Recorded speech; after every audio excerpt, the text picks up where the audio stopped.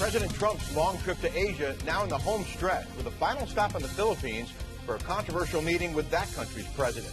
I'm Rick Leventhal. This is the Fox Report. President Trump in Manila now for formal talks with Philippine President Rodrigo Duterte, a leader who has drawn international condemnation for sanctioning a bloody drug war in his country. Trump sharing a handshake with Duterte earlier, and they'll hold bilateral meetings at the ASEAN Summit, an annual gathering of leaders from East and Southeast Asian countries, in the next hour. Meanwhile, the rhetoric between the U.S. and North Korea took an unexpected turn last night with President Trump jabbing at Pyongyang's leader, Kim Jong-un, on Twitter. The president tweeting, "Why would Kim Jong-un insult me by calling me old when I would never call him short and fat? Oh, well, I try so hard to be his friend, and maybe someday that'll happen."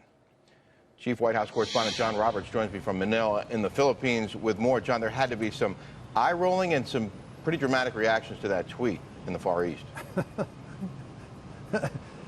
You know, there are always reactions to almost everything that the president tweets. And good morning to you, Rick, from Manila, where it's 8 o'clock in the morning. The president begins his day at the opening of the ASEAN conference.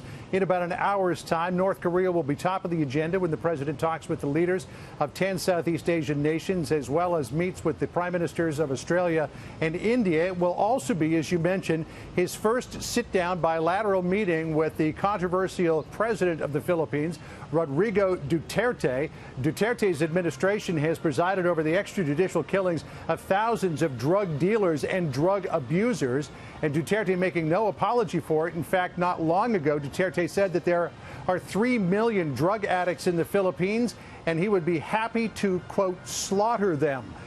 He also has claimed as recently as Friday to have killed people himself, and you'll remember a year ago, he infamously called President Obama a, quote, son of a whore for daring to question his record on human rights. And he took another aim at President Obama on the sidelines of last week's APEC conference in Da Nang, Vietnam, calling him, quote, black and arrogant.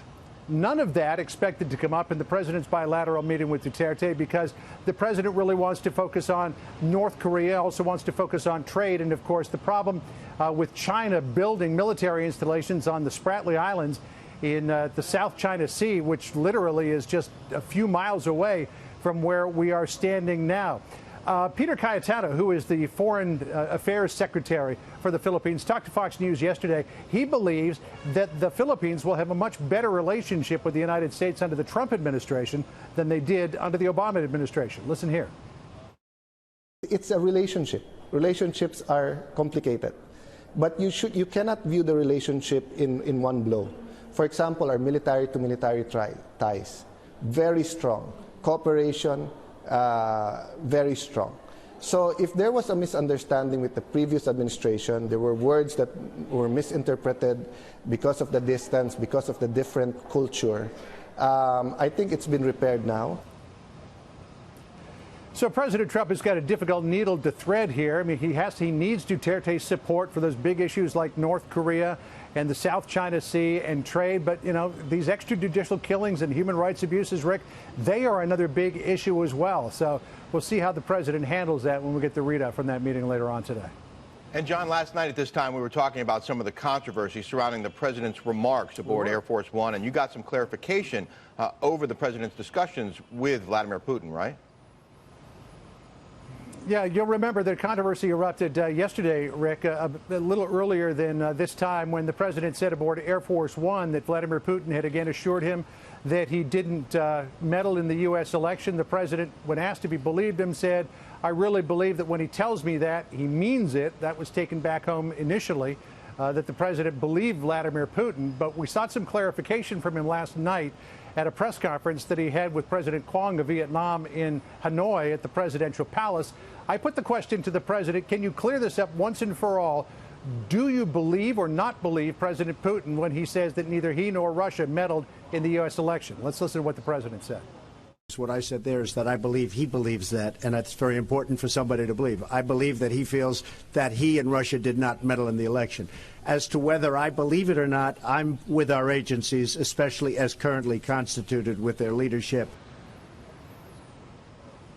But aboard Air Force One, the president also disparaged the former leaders of the intelligence community, James Comey, James Clapper, and James Brennan, which brought a very sharp reaction from Brennan earlier this morning. Listen to this. Well, I think Mr. Putin is very clever in terms of playing to Mr. Trump's interest in being flattered. And also, I think Mr. Trump is, for whatever reason, either intimidated by Mr. Putin, afraid of what he could do or what might come out as a result of these investigations. So it's very worrisome, and I think it sends a worrisome, very disturbing signal to our allies and partners who are concerned about Russian interference in their democratic processes as well. And Rick, the president actually called me yesterday morning to talk a little bit more about his meetings with President Putin. And he told me that they met on the sidelines of the APEC conference at cross-meeting tables, things like that, only very briefly. And he didn't want to spend that entire time arguing about whether or not Russia meddled in the election, because there were other important issues like what to do about Syria, what to do about North Korea that he needed to talk about. So he basically said that he listened to what Putin said and then moved on to other issues. You know, Rick? John, I was just going to ask you if the White House and I guess President Trump himself is disappointed that so much attention is being focused on these words about Putin when he's covered so much ground during this trip to Asia. Well, part of the problem, though, is, Rick, is that, the wound was a little bit self-inflicted. That the president, I don't know if he just feels like if he says that he doesn't believe Putin, it's calling Putin a liar, and then that's going to ruin the relationship that he's trying to build with Russia, cooperation on Syria, North Korea, and other issues. But the president could easily put this away if he just said, look, I believe what our intelligence officials said. I believe what they've said, for months and maybe even a couple of years now about all of this. And Putin can say what he wants. That's fine. I'm going to side with the intelligence community. Now let's move on to other things. But he always seems to hedge. So in some ways, this is a little bit of a self-inflicted wound. We're going to have much more on that later this hour. John Roberts, thanks so much.